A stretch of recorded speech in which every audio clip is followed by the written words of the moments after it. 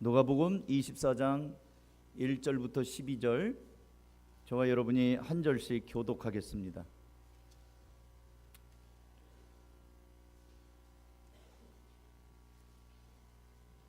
누가복음 24장 1절부터 12절입니다. 안식 후 첫날 새벽에 이 여자들이 그 준비한 향품을 가지고 무덤에 가서 다 같이 들어가니 주 예수의 시체가 보이지 아니하더라.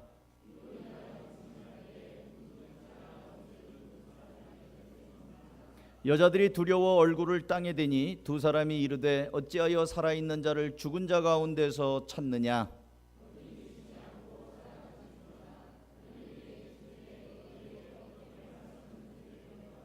이르시기를 인자가 죄인의 손에 넘겨져 십자가에 못 박히고 제3일에 다시 살아나야 하리라 하셨느니라 한데 무덤에서 돌아가 이 모든 것을 11 사도와 다른 모든 이에게 알리니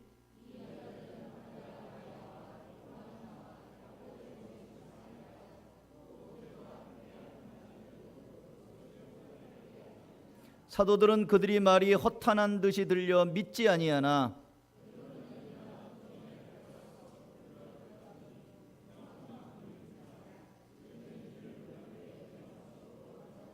아멘. 예. 오늘 간증도 있고 학습 세례도 있고 목자도 세우고 많이 바쁘게 지나가서 아유 목사님 설교 길면 오늘 예배는 진짜 배 골겠다. 언제 끝나겠나 이런 생각 혹시 하실지 모르겠어요. 설교는 짧습니다. 다 알아서 하니까요. 평상시 예배 끝나는 시간에 맞춰서 끝날 거예요. 근데 집중해서 들어야 돼요. 어떤 성형외과 광고를 본 적이 있습니다. 이 광고에 여자 2명이 있는데 눈을 가렸어요. 그래서 누군지는 몰라요. 근데 보니까 한 사람은 턱이 이렇게 좀 기형적으로 나온 사람이에요. 근데 그 옆에는 보니까 예쁜 턱이에요. Before, After. 그러니까 동일인이에요. 똑같은 사람인데 턱이 좀 뭔가 이렇게 기형적인 사람이 수술을 해서 이렇게 예뻐졌다.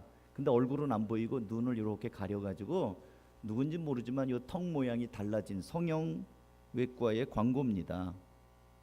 또 그 옆에 또 그림이 있는데 역시 또 얼굴을 가렸어요. 근데 몸매가 장난이 아닌 사람이 옆에 있고 또 한 사람은 몸매가 아주 예쁘게 변화된 사람이에요. 역시 비포, 애프터, 성형외과. 사람은 누구나 비포와 애프터가 있습니다. 학교 들어가기 전에 개구장이었던 아이가 학교에 들어가서 아주 의젓해진 모습이 있고요. 제가 이제 어린이 전도를 하다 보니까 학교 끝날 때쯤 되면 태권도, 합기도, 무슨 학원 차들이 쫙 노란 차들이 와 있는데 특히 태권도 합기도 아이들이 자기를 마중 나온 사범들을 보면서 꽉 뭐 이러면서 뭐라고 막 하면서 인사를 해요. 아니, 저놈이 집에서 그거 안 다닐 땐 그렇게 할 애가 아니죠. 근데 태권도장, 합기도장을 다니면서부터는 아마 정신교육을 받은 것 같아요. 그 사범이 오면 멀리서 뛰어가서 딱 부동자세 하면서 인사하고 큰 소리로 말이죠. 깜짝이야 임마 안 해 그랬는데도 뭐 그러거나 말거나 하여튼 걔한테는 사범님이 아주 그냥 자기의 사부님이에요. 비포와 애프터가 아주 확연하게 달라진 모습을 보이고 있죠. 여러분들도 결혼하기 전과 결혼한 후에 비포 애프터가 있을 거예요. 결혼 전에는 월급 받으면 며칠 못 갔죠. 다 퍼마셔가지고. 근데 결혼하고 나서 아내가 월급을 관리하고 나서부터는 돈이 모아지고 차도 사고 집도 사고 뭔가 살림살이가 이제 갖춰지는 걸 보게 됩니다. 물론 반대의 경우도 있어요. 결혼하고 나서 남편이 돈 관리하면서부터 뭔가 이렇게 이제 좀 자리가 잡히는 사람도 있습니다. 기질 따라서. 교회를 다니면서도 마찬가지예요. 교회 다니기 전에는 비포, 아까 우리 노병선 성도님 간증하셨는데 비포, 교회 다니기 전에는 근심과 불안이 있고 인생이 어둡고 허탈감이 있던 사람이었는데 교회를 다니고 나서, 특히 한가족 교회를 다니고 나서 비로소 신앙생활을 하게 되고 참 인생의 재미를 알게 되고 하나님을 알게 되면서 감사가 있고 기쁨이 찾아오는 경우입니다. 이 영적으로도 비포 애프터가 있다는 얘기예요. 세상에 많은 사람들이 비포 애프터가 있어요. 저는 한가족교회 담임 목사로서 여러분 모두 우리 한가족교회 나온 것이 여러분 인생의 하나의 전환점이 될 수 있기를 소원하고 축복합니다. 한가족교회 나왔더니 망해버렸다, 그러면 참 그 문제죠. 근데 한가족교회 나오고 나서 내 인생이 달라졌다, 내 삶이 행복해졌다, 그러면 얼마나 저도 보람이죠. 하나님께 영광을 돌리죠. 예수님을 따르던 오늘 본문에 있는 사람도 마찬가지예요. 당시에 예수님을 만나기 전에는 희망이 없었어요. 갈릴리 해변에서 고기 잡아야 그 몇 푼이나 벌어요. 옛날이나 지금이나 힘든 일을 하는 사람들이 돈하고는 별로 관련이 없는 경우들이 있어요. 어부들이 갈릴리 해변에서 고기 몇 마리 잡아서 하루 벌어 하루 사는 사람들이 무슨 소망이 있고 무슨 역사에 남는 인물이 되겠어요. 근데 이들이 예수님을 만남으로 사람을 낚는 어부가 되고 역사에 남는 인사들이 되지 않았습니까? 근데 예수님 당시의 사람들은 희망이 없었어요. 왜냐하면 나라를 빼앗긴 사람들이에요. 로마 제국이 나라를 침략해 들어와서 식민지배였습니다. 착취를 당했죠. 그리고 내부적으로는 종교 지도자들도 위선적인 태도를 보이고 무거운 짐만 씌워주고 하려는 건 많은데 정말 행복함을 주지 못했어요. 그러다가 어느 날 혜성과 같이 예수님이 나타난 거예요. 예수님은 자연스러운 분이시고요, 예수님은 사람들을 사랑하시는 분이고요, 불쌍히 여기는 분이었어요. 예수님의 말씀을 듣는 사람들이 배가 고픈 걸 보시고 예수님이 보리떡 5개와 물고기 2마리를 주면서 내가 불쌍히 여긴다면서 그거 축복하시고 나눠주셨잖아요. 나병 환자들 그 당시에는 격리되어 있었는데 예수님이 손을 대시면서 깨끗함을 받을지어다. 어린아이들 그 당시에는 전부 다 애들은 가라 이랬는데 예수님이 하나님 나라에 이런 아이들이 주인이다, 애들을 다 불러서 끌어안으시고 안수하시고 축복하셨어요. 여자들 상대 안 했는데 예수님이 그 12의 혈루증 걸린 여인 예수님의 옷자락을 잡을 때 그 병의 근원이 다 깨끗함을 받았습니다. 심지어 열병 걸린 전염병 걸린 그 베드로의 장모의 손을 예수님께서 붙잡아 일으켜 주셨어요. 이런 예수님이 출현을 하니까, 나타나니까 사람들은 많은 위로를 받았고요. 그래서 이스라엘 백성들은 날마다 구름대와 같이 양떼와 같이 예수님을 따라다닌 거예요. 그 먼 데서 예수님을 그렇게 따라다닌 이유가 마음 둘 데 없어서. 그리고 예수님은 하나님의 말씀을 전해주시지요, 기적을 베푸시지요, 예수님을 만나니까 행복하지요. 그런데 갑자기 예수님이 십자가에 못 박혀 죽으신 거예요. 예수님을 기대하며 따랐던 사람들은 굉장히 충격을 받았습니다. 이 진공상태라고 하잖아요. 공황상태, 진공상태. 여태까지 의지하고 믿었던 대상이 갑자기 없어져 버린 거예요. 정신적으로는 이제 어떻게 해야 될지 이제 충격을 받은 거죠. 이제는 어떻게 살아야 될까 우왕좌왕하는 거죠. 그 와중에 예수님의 죽음을 지켜본 여성들이 예수님의 시체에 향품을 바르기 위해 예수님의 무덤을 찾아갑니다. 성경은 이 여자들의 이름을 밝히고 있어요. 누가복음에는 10절에 보니까 이 여자들은 막달라 마리아와 요한나와 야고보의 모친 마리아라, 또 그들과 함께한 다른 여자들도 이것을 사도들에게 알리니라 하는 걸 보니까 여자들이 최소한 5-6명은 된 거예요. 근데 어떻게 된 것입니까? 예수님의 시체가 없어요. 향품을 바르려고 왔는데 시체가 없네. 1절, 안식 후 첫날 새벽에 이 여자들이 그 준비한 향품을 가지고 무덤에 가서 돌이 무덤에서 굴려 옮겨진 것을 보고 들어가니 주 예수의 시체가 보이지 아니하더라. 시체가 없어졌어요. 향품 바르려고 왔는데 무덤 문이 열려져 있고 시체가 없네. 24장 4절 어떻게 됐어요? 이로 인하여 근심할 때, 뭘로 인해서? 시체가 없어진 것 때문에 근심할 때. 당연하죠. 저라도 그럴 것 같아요. 나라도. 우리가 무덤 잘못 찾아왔나? 어디 나가봐. 다시 나가서 이 무덤이 맞는데? 이 무덤 분명히 맞는데 왜 없지? 어떻게 해야 되지 이제?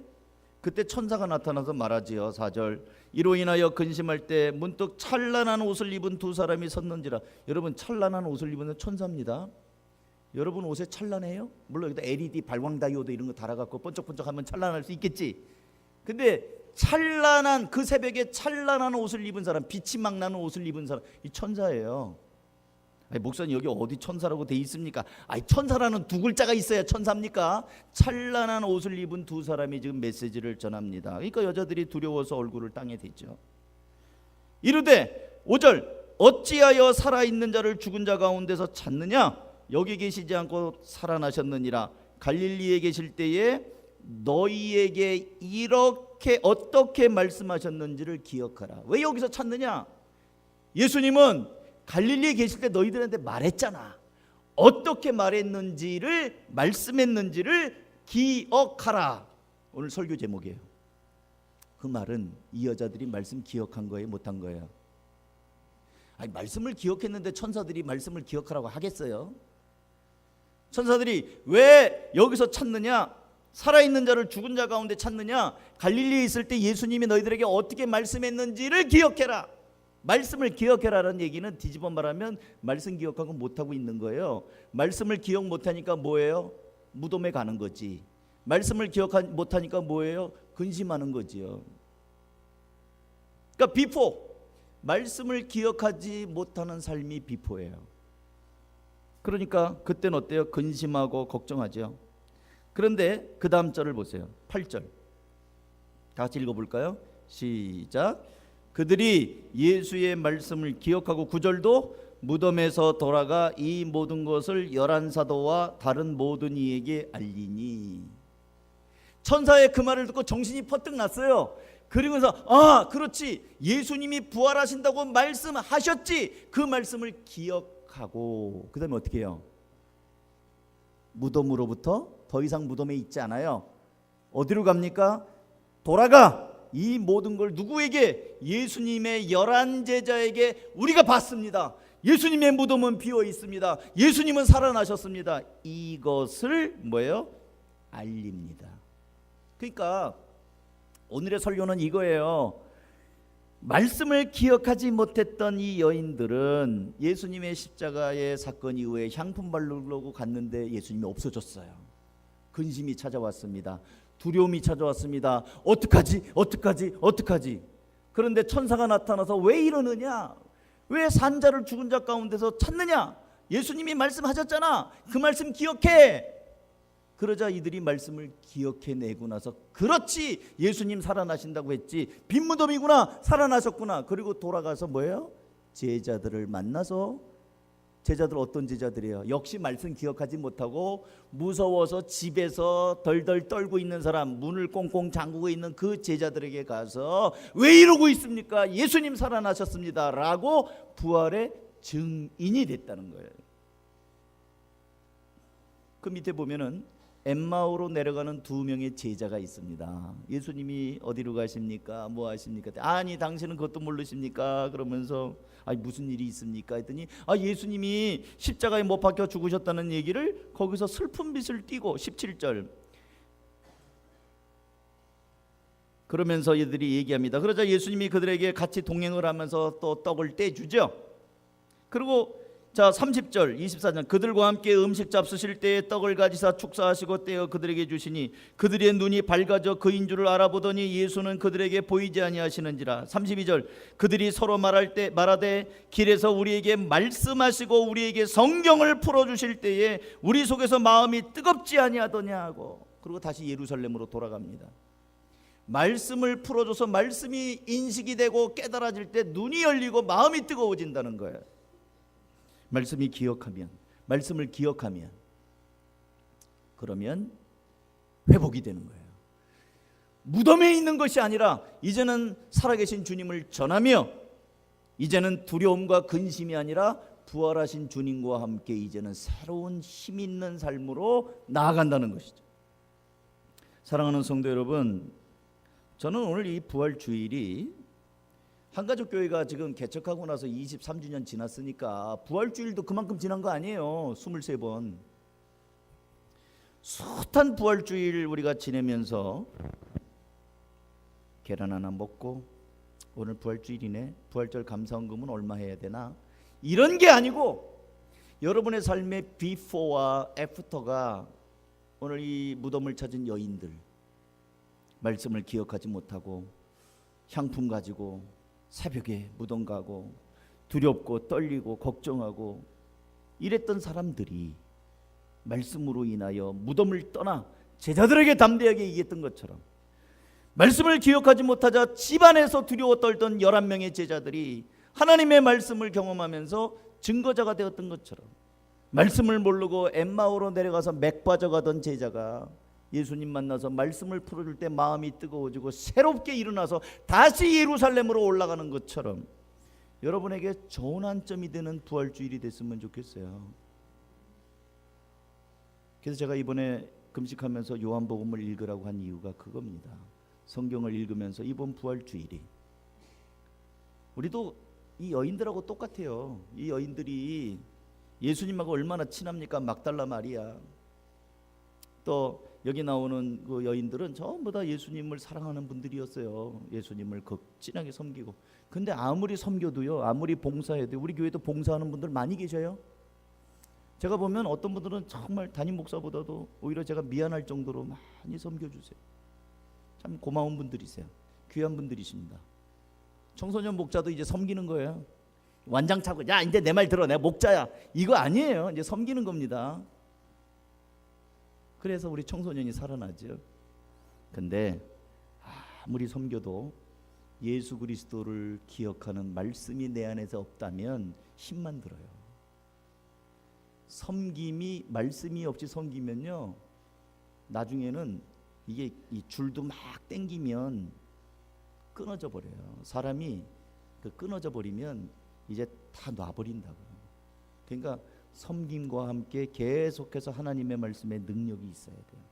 목사님들 중에도 교회 생활 이렇게 개척하고 이러다가 끊어지는 분들이 있어요. 탈진해가지고 하루아침에 더 이상 목회 못해요. 왜냐하면 하나님에서 주시는 이 힘이 없으면 목사도 자꾸 메마르고 끊어져 버려요.